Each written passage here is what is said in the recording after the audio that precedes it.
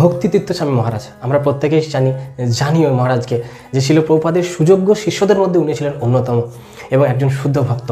কিন্তু উনি যখন ভক্তি জীবনে আসেন, এই জার্নিটা একটা অবাক করে দেওয়ার মতো। ভক্তিতীর্থ স্বামী মহারাজ উনি আধ্যাত্মিক গুরুর খোঁজ করছিলেন। উনি এর আগে অনেকবার হরেকৃষ্ণ ভক্তদেরকে দেখেছেন, আমেরিকাতে হরেকৃষ্ণ ভক্ত দেখেছেন, কিন্তু ওনার হরেকৃষ্ণ ভক্তদের সম্বন্ধে ওনার ছিল, আরে এরা কি উদ্ভট, বিছানা চাদর পরে ঘুরে বেড়ায়, যুদ্ধ করতে যাওয়ার মতো কী সব কপালে লাগায়, টেনিস জুতো পরে মজা পরে তিরিং বিরিং করে লাফায়। তো ওনাদের প্রতি ওনার শ্রদ্ধা ছিল না, অশ্রদ্ধাই বেশি ছিল। তো উনি কিন্তু আধ্যাত্মিকভাবে উনি কিন্তু ছিলেন পিপাসক, উনি আধ্যাত্মিক গুরুর খোঁজ করছিলেন। তো উনি প্রায় 10 বছর যাবৎ একজন ব্যক্তির নিকট থেকে উনি অষ্টাঙ্গ যোগ, হঠ যোগ, এই সমস্ত বিষয়ে উনি শিক্ষা লাভ করেছিলেন। কিন্তু উনি সবসময় বলতেন যে আমি কিন্তু তোমার গুরু নই, আমি তোমাকে এগুলো শেখাচ্ছি ঠিক আছে, আমি কিন্তু তোমার গুরু নই। তো সেই সুবাদে ওনার একটা বিশ্বাস জন্মেছিল যে ইনি আর যাই হোক আমাকে ঠকান না, আমাকে প্রতারণা করা, কারণ অন্যরা সবাই গুরু হওয়ার জন্য মরে যাচ্ছে না, আমি গুরু। তো উনি দেখলেন গুরু তো আমাকে দিতে হবে। তখন তিনি একজন মায়াবাদী একজন সন্ন্যাসী ছিলেন, জেনারেলি নিজেকে মায়াবাদী গুরু বলে দাবি করতেন। শ্রী চিন্ময় নামক একজন ব্যক্তির নিকট উনি দীক্ষা লাভ করেন। তো দীক্ষা পেয়ে উনি ওই যার কাছে উনি হষ্টাঙ্গ যোগ এগুলো শিক্ষা লাভ করছেন, ওনার কাছে গিয়ে বললেন, জানেন আমি একজন গুরু গ্রহণ করছি, এই হয়েছে উনি বলছেন আমি নাকি জগৎ গুরু, এই গুরু। তখন উনি মুচকে হাসলেন। তো ভক্তিতীর্থ স্বামী মহারাজ ভাবছেন উনি হাসছেন কেন, যে আপনি হাসছেন কেন, যে উনি নিজেকে জগৎগুরু বলে দাবি করছেন, এটাই প্রমাণ যে উনি একজন গুরু নন, যে প্রকৃত গুরুর সন্ধান তুমি পাওনি, উনি একজন মায়াবাদী। তখন তিনি মায়াবাদীর সাথে নির্বিশেষবাদী এগুলো সমস্ত কিছু পার্থক্য উনি ওনাকে বোঝালেন, যে এইটা হচ্ছে পার্থক্য। তুমি কি প্রকৃত গুরুর সন্ধান করছো, সত্যি যে প্রকৃত গুরু চাও না জাস্ট গুরু চাও? তো উনি ভক্তিতীর্থ স্বামী মহারাজ একটু অবাক হয়ে গেলেন, কি মানে উনি বুঝতে পারছিলেন উনি কি বললেন। উনি সেকেন্ডবার রিপিট করলেন, তুমি কি সত্যি সদ্গুরুর সন্ধান চাও?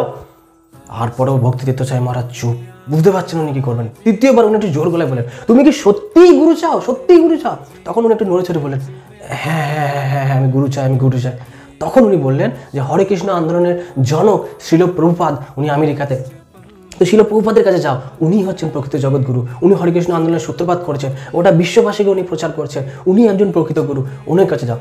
তো ভক্তিতীর্থ স্বামী মহারাজ অবাক হয়ে গেলেন, যে জেনারেলি উনি নিজেকে কখনো দাবি করেন না যে আমি গুরু, কিন্তু উনি যেটা বলছেন উনি কীরকম একটা হজম করতে পারছেন না। কিন্তু উনি প্রায় কথাই বলতেন, উনি যদিও অষ্টাঙ্গ যোগ শেখাতেন, হঠযোগ শেখাতেন, কিন্তু প্রায় বলতেন শিল প্রভুপাদ এরকম বলেছেন, শিল প্রভুপাদ এটা বলেছেন, প্রভুপাদের নাম কিন্তু উনি উল্লেখ করতেন, যদিও উনি প্রভুপাদের ডিসাইপল নয় আর উনি হরেকৃষ্ণ আন্দোলনের সাথে যুক্তও নয়, তথাপি উনি বারবার বলছেন শিল প্রভুপাদের নিকট যাও, শিল প্রভুপাদের নিকট আত্মসমর্পণ করো, ওনাকে সাহায্য করো, উনি হচ্ছেন জগতের গুরু, উনি ছিল ব্রহ্মাণ্ডের গুরু, ওনার কাছে যাও।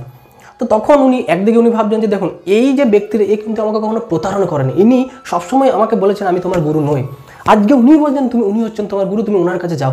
একদিকে তিনি বুঝতে পারছেন যে ইনি কিন্তু প্রতারণা করার লোক নয়, আবার একদিকে তিনি মেনে নিতে পারছেন যে হরে কৃষ্ণ ভক্তরা এ দেখে দিং বিরিং করে লাফায়, বিছানার চাদর পরে ঘুরে বেড়ায় এরা।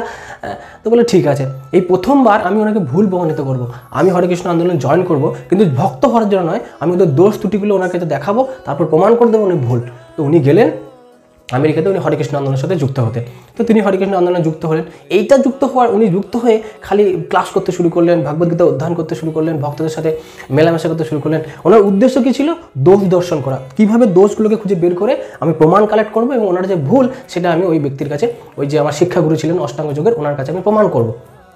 কিন্তু প্রায় 2 বছর ধরে উনি শিক্ষা লাভ করতে শুরু করলেন, উনি শ্রীমদ্ ভাগবত গীতা প্রবচন শুনতে শুরু করলেন, শ্রীমদ্ ভাগবত গীতা অধ্যয়ন করতে শুরু করলেন। কিন্তু যতই উনি গ্রন্থ অধ্যয়ন করলেন, তাৎপর্যগুলোকে শিল প্রভুপাদের পড়তে শুরু করলেন, উনি তত বেশি কনভিন্স হতে শুরু করলেন যে না, ইনি তো একদম সঠিক বলছেন, আমি তো কোনোভাবেই এনার যুক্তিকে কাটতে পারছি না। তখন উনি 2 বছর ধরে শিক্ষা লাভ করার তিনি বুঝলেন যে এখানে কনিষ্ঠ ভক্ত, মধ্যম ভক্ত, উদ্ধবধিকারী ভক্ত আছে। এমন না যে ইস্কনের ভেতরে প্রবলেম ছিল না, উনি ব্যক্ত করছেন ভক্তিতীর্থ স্বামী মহারাজ যে এমন না যে ইস্কনের ভেতরে প্রবলেম ছিল, সেই সময় যারা ঠিকঠাকভাবে অনুশীলন করছে না ওরকম ব্যক্তিও ছিল, ওনাদের দোষ ত্রুটিগুলো ধরা পড়ছিল। কিন্তু আমি এটাও দেখছিলাম যে সমস্ত ভক্তরা খুব শুদ্ধভাবে শিল প্রভুপাদের নিয়মকে মেনে চলছে, ভক্তিযুগটাকে সঠিকভাবে অবলম্বন করছে, ওনাদের উন্নতির মাত্রাটাও কিন্তু চর্চর করে বাড়ছে। সুতরাং আমি বুঝতে পারলাম যে এইটাই হচ্ছে আসল। তারপর উনি 2 বছর পর উনি ওই ব্যক্তির কাছে, যিনি আর কি ওনার শিক্ষাগুরু, ওনার কাছে গিয়ে প্রশ্ন শুরু করেন যে গুরুদেব আমার একটা, মানে ওনাকে উনি গুরুদেব বলে ডাকতেন, কিন্তু যদি উনি গুরু ছিলেন না, যে আপনার কাছে আমার একটা প্রশ্ন আছে। তো ওই দিন প্রথম উনি ভীষণ ক্রুদ্ধ হয়েছিলেন। উনি বললেন তোমার সাহস কী করে হয়, তুমি ব্রহ্মাণ্ডের গুরু লাভ করেছো, ব্রহ্মাণ্ডের গুরুর শরণাগত হয়েছো, তুমি আমার কাছে কোশ্চেন করছো, শিল প্রভুপাদের চরণে আমাকে অপরাধ করছো, যাও তুমি এক্ষুনি এখান থেকে বেরিয়ে যাও, যদি ভালো চাও তাহলে তাড়াতাড়ি শিল প্রভুপাদের নিকট আত্মসমর্পণ করো, আর জীবনে কখনো আমার কাছে আসবে না, তোমাকে আমি এখান থেকে বের করে দিচ্ছি, যাও। তখন ভক্তিত্ব স্বামী মহারাজ বুঝতে পারলেন যে আমি কি ভুল করেছি। তারপর থেকে উনি শিল প্রভুপাদের কাছে পূর্ণরূপে আত্মসমর্পণ করলেন এবং আমরা দেখতে পারি উনি কতটা শুদ্ধ স্তরের ভক্ত। ওনার ভক্তির অঙ্গগুলোকে আমরা বুঝতে পারি। এখান থেকে আমাদের শিক্ষা লাভ করতে হবে যে আমরা হেলায় হারতে চাই না।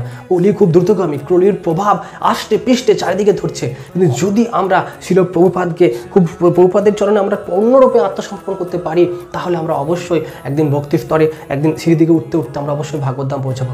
যদি প্রভুপাদের পথ থেকে আমরা বাইরে গেছি, তাহলে কিন্তু মায়া আমাদেরকে আষ্টে পৃষ্ঠে চাপটে ধরবে।